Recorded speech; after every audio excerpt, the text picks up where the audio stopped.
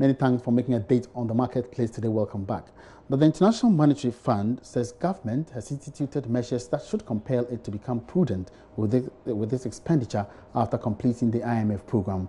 The IMF board yesterday approved the country's completion of the fund program. George Wiafe has more in this report. According to the IMF, this is just a normal arrangement that they institute for any country that immediately comes out of a program to ensure that they don't go off track. Sources close to the fund also argues it hopes to use the Article 4 consultations to indirectly put some pressure on government to be prudent with its expenditure. The Article 4 consultations will be carried out every year and publish their findings for every member country as well as the investing community. For some, the board approval didn't come easy, as the IMF had some issues with the country's rising debts and status of the Treasury single account, and ensuring that government balances its revenue with expenditure going into an election year. So what does it mean to government in terms of completing this IMF program? Well, some have argued that it could give government the space to fully implement their own economic program. They will also be free from those restrictions and conditionalities which affected their policies and programs when they were under the IMF program. However, this doesn't mean that the country is exiting the International Monetary Fund, that is the IMF. It still remains a member and will be subjected to those rules that guide all the countries under the institution. Meanwhile, the IMF board has released some $185 million to Ghana after it passed the 7th and 8th review to complete the 3-year IMF program. This brings to the total amount of funds disbursed under the program to $925 million. Moving on, First Atlantic and Energy Bank's mergers would be fully integrated in the middle of this year. That's according to the managing director of the bank, Odun Odunfa. First Atlantic Bank earlier this year completed the merging process with Energy Commercial Bank. Typical of such takeovers, there are fears there could be some layoffs, but Mr. Odunfa says that would not be the situation. It's ongoing. We have a plan to conclude the system integration in 6 months. We're not at the end of the 3rd month yet. So we have about 3.5 months to go. But given what we've done so far and the results we've seen, I will say that it's gone even better than we expected. Of course, in a merger like this, you've got to integrate the people, the systems, the processes. And we're focused on concluding all this on time. We've had to redeploy staff, yes. We've got to move people around so that, like you said, where there are redundancies, we use them in places where they can be useful. We're making steady progress. We're happy with what we've done. And today, that is the state of things. I mean, our business is dynamic. We're not only dealing with people issues and issues of branches and all that. We're also dealing with channels and being able to run an efficient system.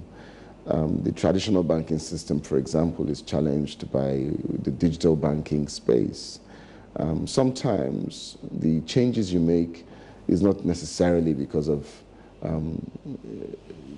whether people are doing well or not. It's because there are other channels that come up and offer you competition that you've got to take note of. And in doing so, you have to make changes to your structure, your people, your processes. So for us today, we're happy with the people we have. Going forward, we would definitely need to make some changes to realign the workforce along with the structure that we're running to make sure that we are able to sustain and improve on our service level to our clients and stakeholders, to make sure that we're able to deliver value to our shareholders and other stakeholders. So it's a continuing thing. Away from that, funding infrastructure will be top on the agenda during the discussion at the 4th edition of the Where to Invest in Africa report breakfast meeting to be held in Accra. Even though Ghana's economy as it is now will not be able to generate enough revenue to solve the infrastructural challenges, the upcoming edition will explore where and how to find these funds. Here's the head of Commercial, Corporate and Investment Banking at the First National Bank, Victor Yasanti, who says focusing on infrastructure is one sure way to develop a nation. We're a bank, and at the center of our activity is what's happening on the larger economy. So it's important that we research and understand what is going on, where the trends are going, and therefore to be prepared for the specific areas that countries and companies and corporates need to focus on. So we do this annually on an ongoing basis, just to be sure that we are abreast, and therefore it's something we'll continue to do so far as we continue to be a lender. Okay, so, I mean, I understand. I've seen just snippets of this particular report. I think that the headline thing that caught my attention is that Ghana still remains, among the top 10 investment destinations. What are the key highlights can you share with us as far as this particular report is concerned? Well, as always, it brings out the themes, the emerging themes, and so on. And in this particular year, what we discover is that there's a lot of focus on infrastructure in Africa as a whole. And therefore, we tease out where the opportunities lie, and there's a lot of focus on infrastructure. There's also a bit around oil and gas and some other things that have become very key to the Africa economy entirely. But infrastructure is the key one for this report. It's clearly at the heart of all developments, and you notice that one of the things China has done very well is to fix its infrastructure, and everybody talks about how much, for instance, of miles of highway China has managed to add to its infrastructure in the last few decades. World Bank has estimated that GDP growth actually benefits about as much as 2% from the right infrastructure.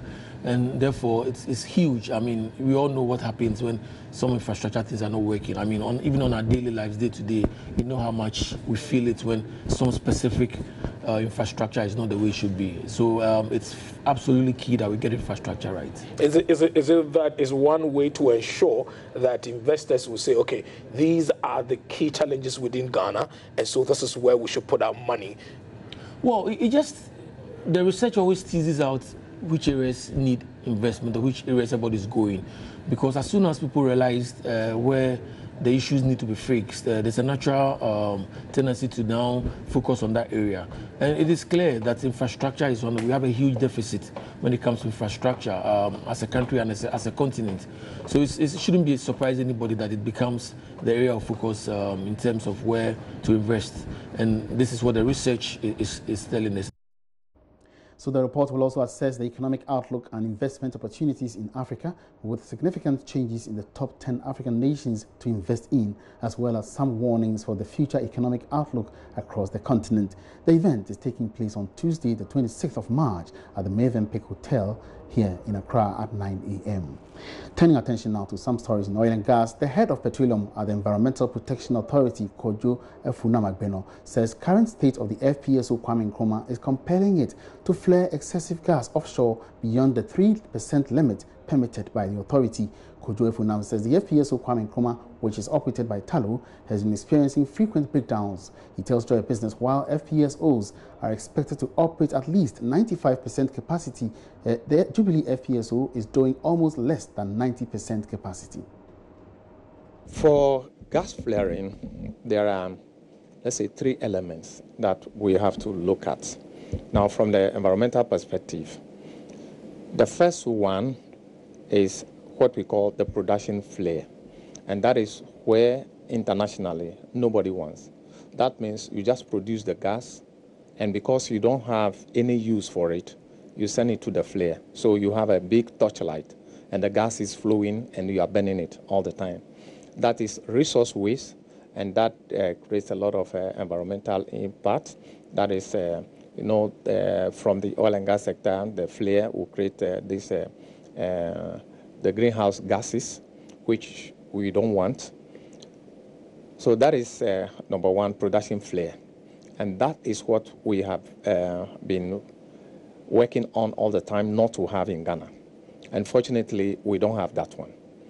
The second aspect where you can have a gas being flare is the process itself. Everywhere you have this chemical process going on, and gas is very, very troublesome. When you keep it within a certain pressure and you don't manage it properly, it can blow the whole facility. So when you have system upset, there is nothing you can do but let the gas go.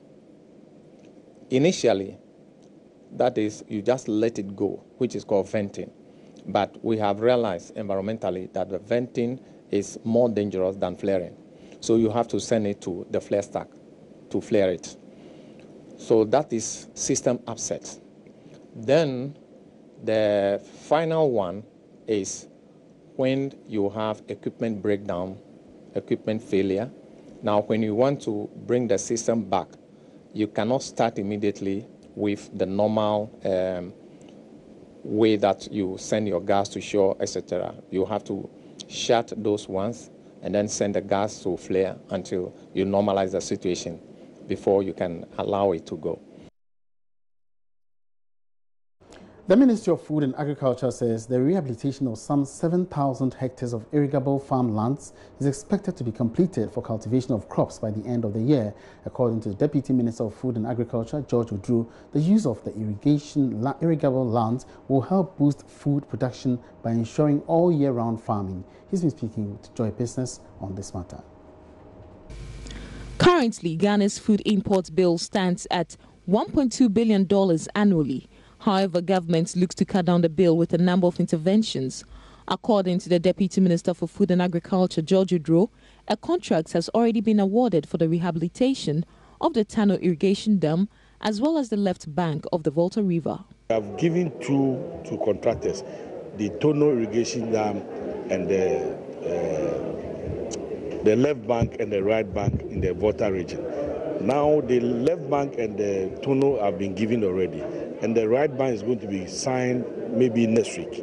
And when it is done, they are going to produce 7,000 hectares of available land with irrigation facilities for production of crops, either maize or vegetables, what have you. So when that is done, it's going to increase the yield of the crops, which will be particular for that area. So it's a new step the ministry is taking just to increase the yield of our farm produce. The rehabilitation of the irrigation farmlands, according to the Deputy Minister, is expected to be completed by the end of this year. He further noted the ministry was championing greenhouse farming to boost vegetable production and urged private investors to come on board. You know, we are trying to establish a greenhouse village, thereby producing vegetable with the greenhouse technology. So the ministry itself has brought in 1,000 pieces of greenhouse facilities. It's at the port we are clearing it now. So we are just inviting the private sector to come and take charge of these greenhouse facilities. We have the area, the location at the Doenya, Kaswa, and Akomadan. So when you come, we give you, when you buy, we give you a location to establish the greenhouse there. Then the people that have been trained by these Israelis, we give you one or two, depending on the number of the greenhouses you are going to acquire. Then we give you the number of people to manage it for you, because the greenhouse is a bit technical. For Joy Business, Sheila Tamaklu. It's live on the marketplace. Now, the evolving fashion industry in Ghana is gradually propelling the country to become a cultural gateway to West Africa. As we continue to mark the Ghana month, we take a look at the potential in the Ghanaian textile industry and how it has thrived over the years.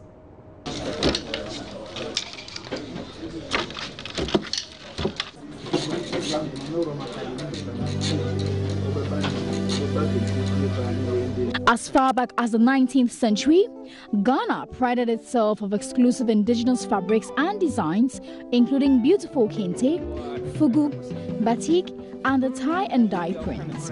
With improvements in the designs and colors over time, the hand-woven kente and fugu have managed to stand the test of time. Unfortunately, the story has been different for the batik and tie and dye.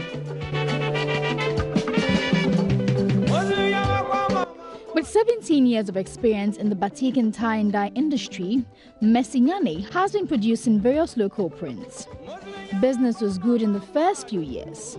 Those were the days when most schools and organizations used the local prints as uniforms. However, business has slowed.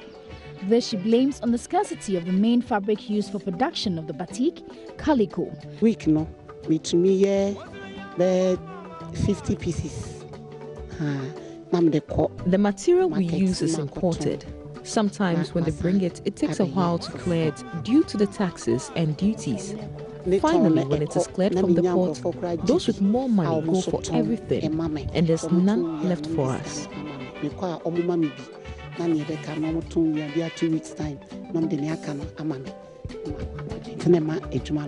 Some dealers complain that the batik and tie and dye fabrics are usually monotonous in their designs and make it less attractive to people.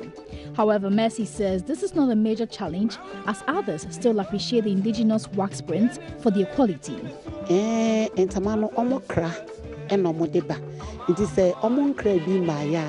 could make about 50 pieces in a week. Then I take it to the market to sell and come back and make new ones.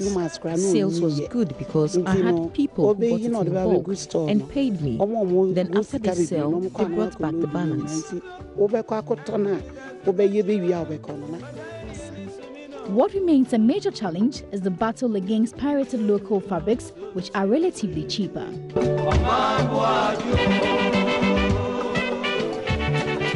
With only a third of textiles on the market being indigenous brands, it can be concluded that government is losing the fight against pirated textiles.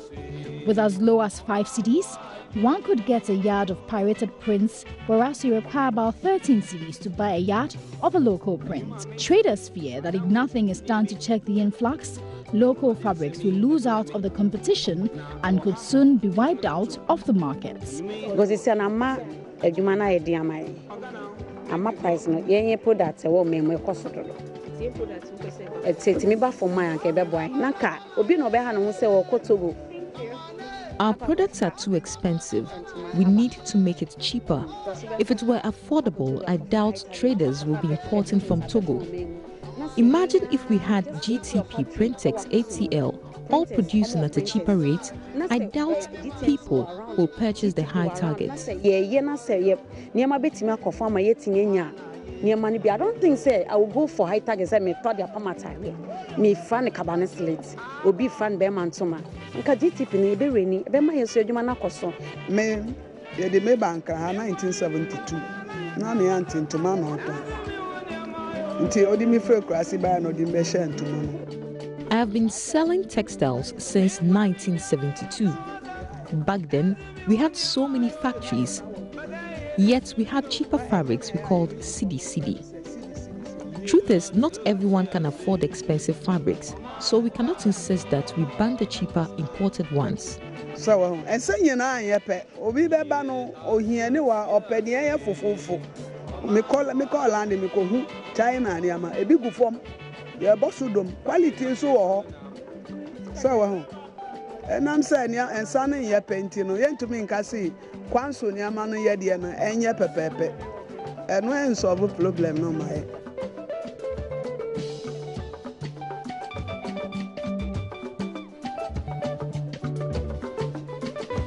Although Ghana's fashion industry has evolved and witnessed a growth over time, local exports are largely adulterated, and so people are forced to purchase some prints at high cost. Gregory Canton is the president of the Apparel Manufacturers Association in Ghana. For this industry, it's driven by scale, okay? What we are doing here is not adequate to meet the international market. If you take shots on, if you take the AliExpress website, for instance, you realize that they take a particular garment and they replicate it in about 4 to 10 different sizes. And for the same thing in about 6 different colors, okay? I don't know which of us here is doing it. We've been trying to do it, but just to do that alone, you are looking at close to 100,000 for just one piece. Although government has introduced a tax stamp policy to curb the influx of pirated goods, marketing director of the textile brand GTP, Stephen Badu, explains that the tax imposition may not be enough to curb the menace. This piracy, we can check the smuggling, we can check the taxes on our product. We have the potential to really export. Because, like it or not, this design, what we call African print, the origin is Ghana and Cote d'Ivoire. So we are the base. It's one of our competitive advantages we have. This design, anywhere in the world, when you wear this design, everybody knows you're from West Africa, and in this specifically, either Ghana or Cote d'Ivoire. So we do have that competitive advantage. If only we can put our acts right, we can clean up the system, make sure that the local industries, or we create a fair playing ground for the local industry to thrive. We can expand our capacities, because as we speak, we are producing way below capacity. We can have other investors coming into the industry. He goes ahead to explain the difference between the two fabrics, the fake and the original ones. This on my right is original from GTP, and this is a fake one, imported fake one. But look at the name. Without the labels, it's almost impossible to tell. But now if you compare the two, you see the richness of the color of the original and compare it to this. In fact, until you bring them closer, you will not realize how different they are. So you find a lot of this, if stand on its own, you may look, this is beautiful. But until you compare it to the original, you see the differences in the color. Much richer, much better quality than the fake ones. Of course, counterfeiters will never do something quality to match the original. It never happens anywhere. So this is a challenge we are confronted with. So you go into the market, this will sell to you at about 85, 90 cities, while this is going for 50, 55 cities. For the players in the industry, they believe that the success of the industry depends on us all. The fabrics we make here are of good quality, except the prices are high. But if you buy them, they last longer. And if you buy the cheaper ones, you would have to buy again because of the poor quality. So if you look at the ones I have over there, for instance, I've used it for about 4 years, but it still looks good.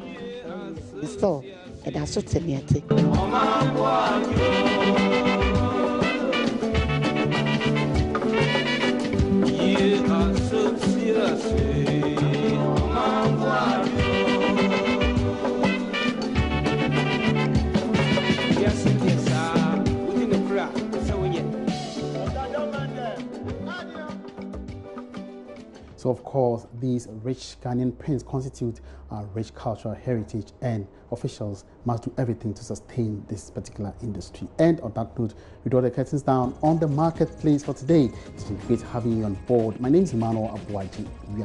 Let's meet again same time tomorrow for another interesting edition of the program. Good afternoon.